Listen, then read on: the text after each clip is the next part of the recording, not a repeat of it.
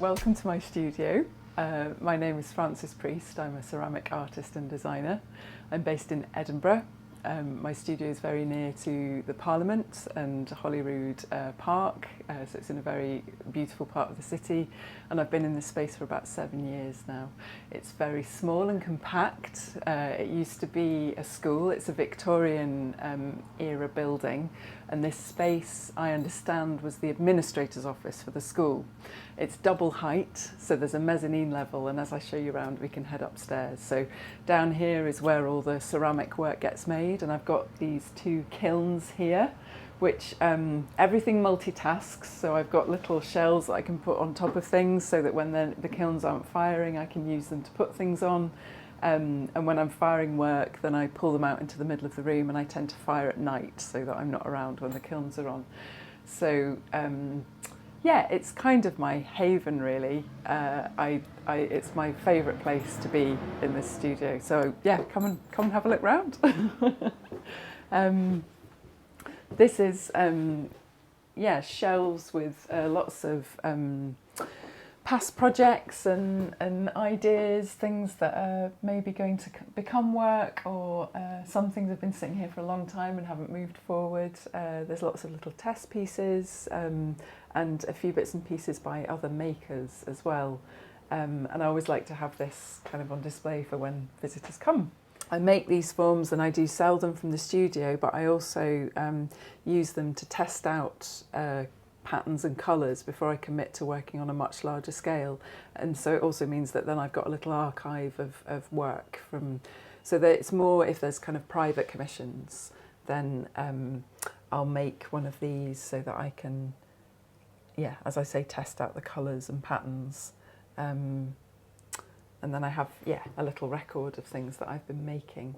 But this is an example of one that I've made that was from a collection that was for sale in the studio, and there were 10 in that collection, and this one hasn't found a home yet. So this is a collection which is just been finished and is going to head to London very shortly. It's going to form part of an installation. So I've been working with a tile manufacturer in Shropshire called Craven Dunhill Jackfield. I was awarded a Queen Elizabeth Trust scholarship to learn heritage tile manufacturing techniques, and I'm going to present these works in front of a panel of tiles, and it will be part of an exhibition called Formed with Future Heritage, which is curated by design critic and curator Corinne Julius. And that work will be on show in October at Design Centre Chelsea Harbour. And there's some examples of the tiles here which will form the panel that those objects will be set against. So these are tiles that I've made during the scholarship. These works have been hand carved in plaster by me, and then the tile manufacturer have turned them into block and case moulds and then slip casting moulds. So they've been slip cast and then they've been hand glazed by me in the studio. So it's going to be a metre and a half square panel, where the coloured tile, the multicoloured tiles slowly fade into the single dip tiles. What does it mean, slip cast?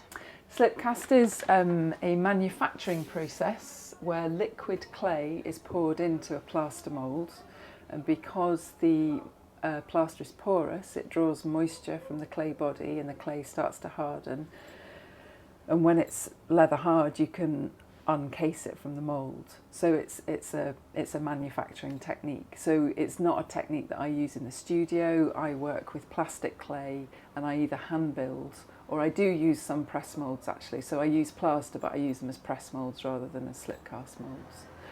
So slip casting is great because it means you can make multiples of the same thing. So this is work in progress again for it's going to be shown at Formed with Future Heritage. And these works are responding to a digital animation. So I've recently collaborated with a digital artist called Sam Healy, and we've taken my, so I make lots of drawings to start with when I'm developing work. This is a little sketchbook of patterns, and And you can see that these reflect what's on the work on the window there.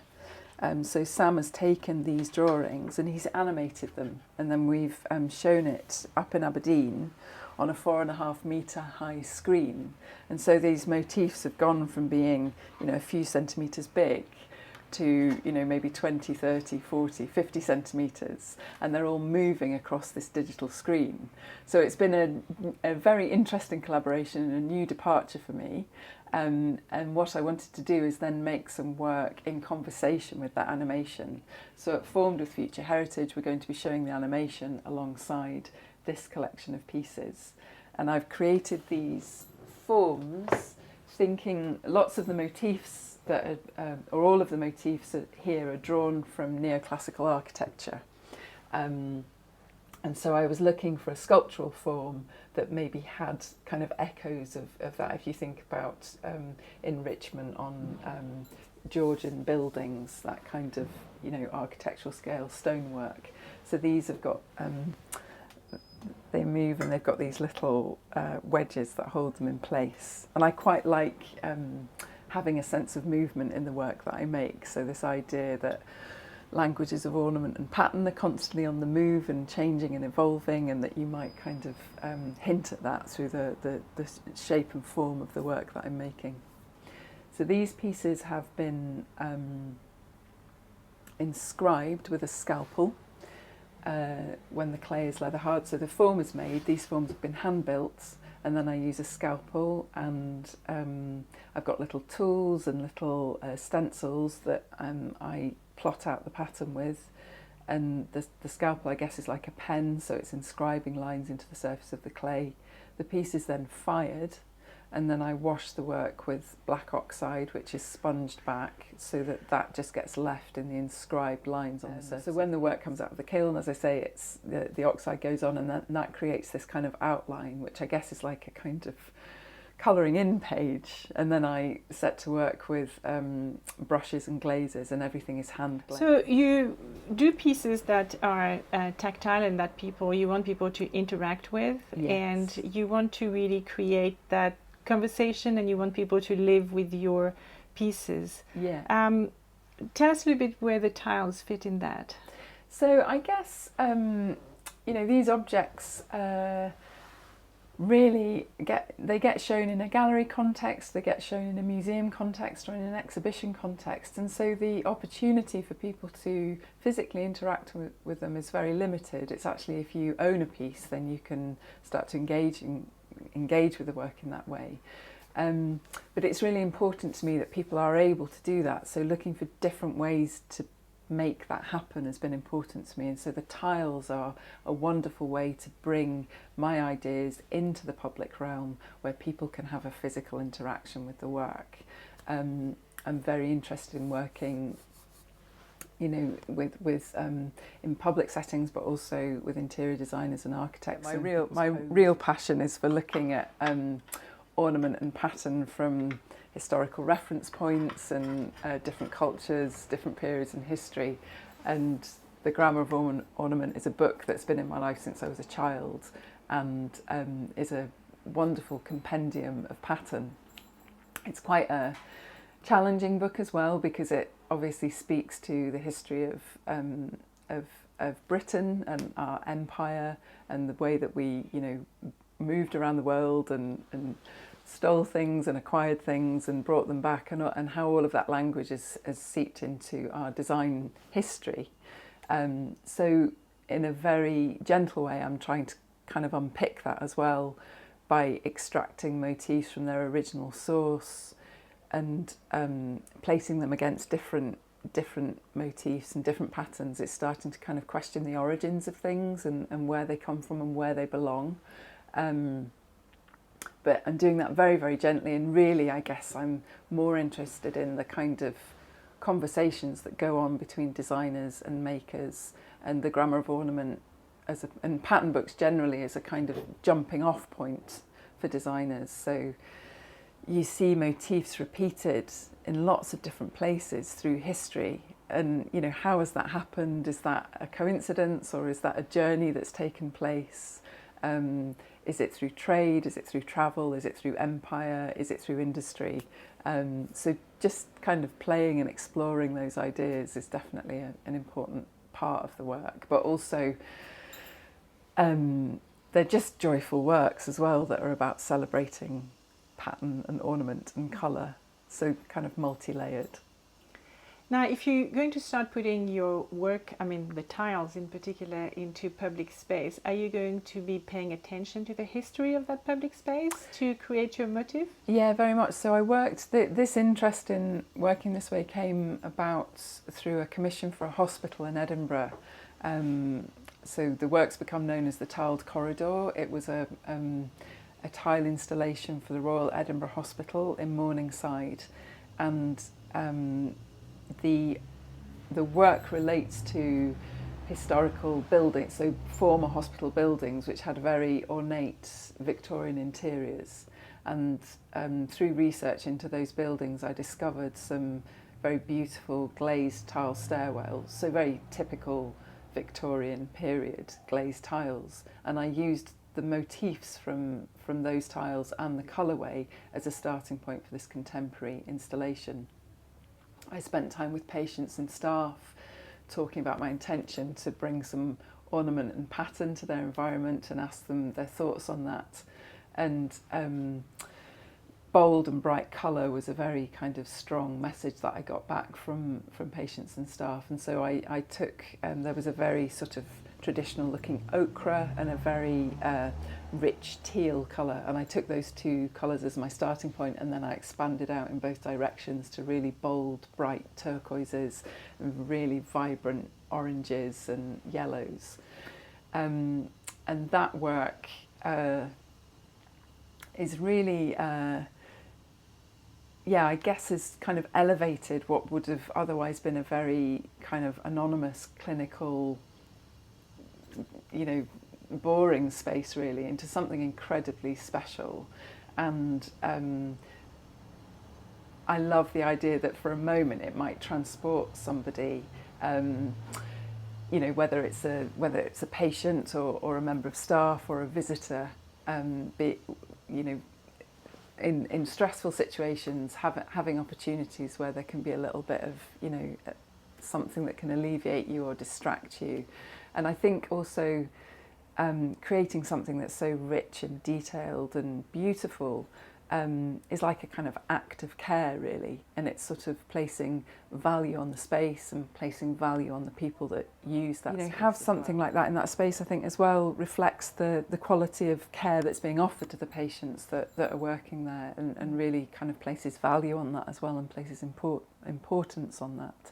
And I think creating, sort of humanising these spaces, this corridor has now become somewhere that people would stop and linger and maybe sit on a windowsill, might stop to touch the tiles and just have a very instant moment of pleasure and joy.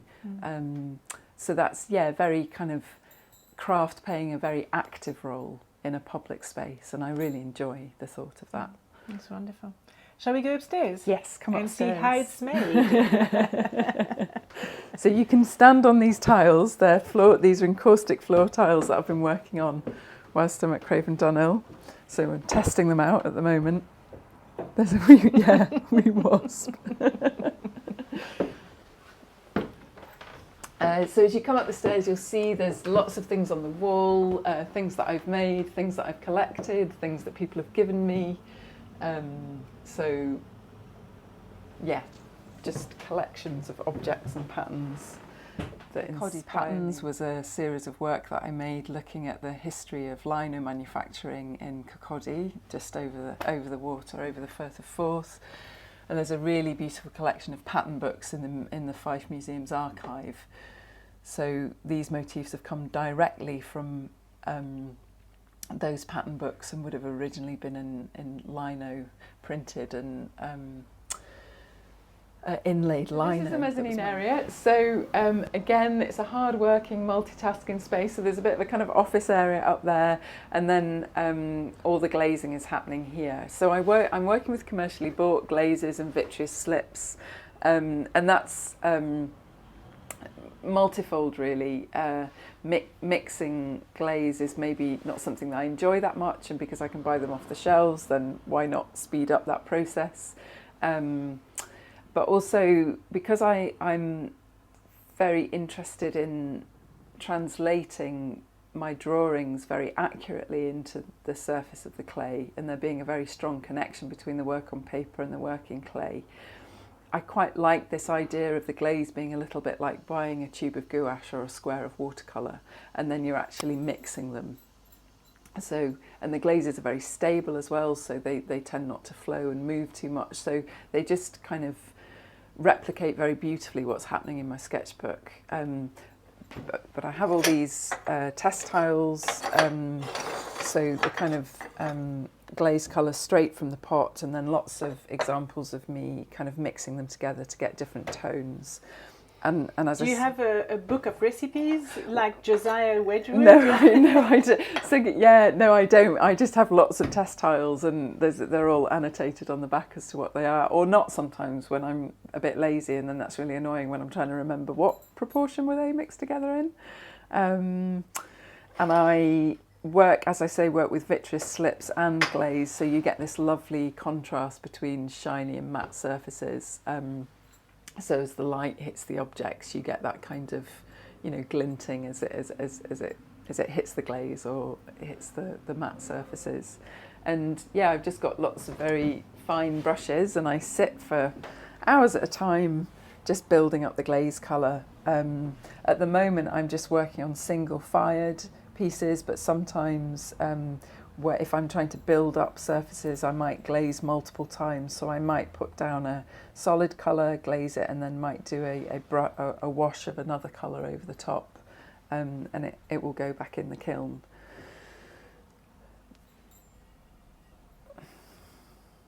So in terms of upcoming projects, I'll be showing with Cavalier Finn at Collect at Somerset House again, which will be in February.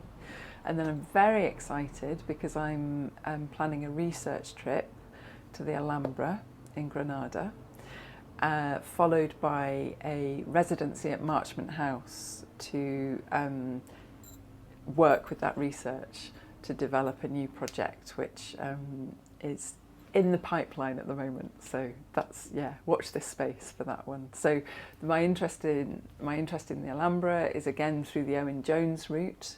So he produced a folio of drawings, plans and elevations of the Alhambra, a very, very beautiful folio. I want to visit the building and look at that in relation to the folio, and then create some work in response to that. That's amazing. We're looking forward to seeing all that and discovering it all. So am I. I can't wait for that trip. So I'm going to go in the spring when it's not too hot. Fantastic. Thank you so much for welcoming us. Really lovely to have you. Thank you.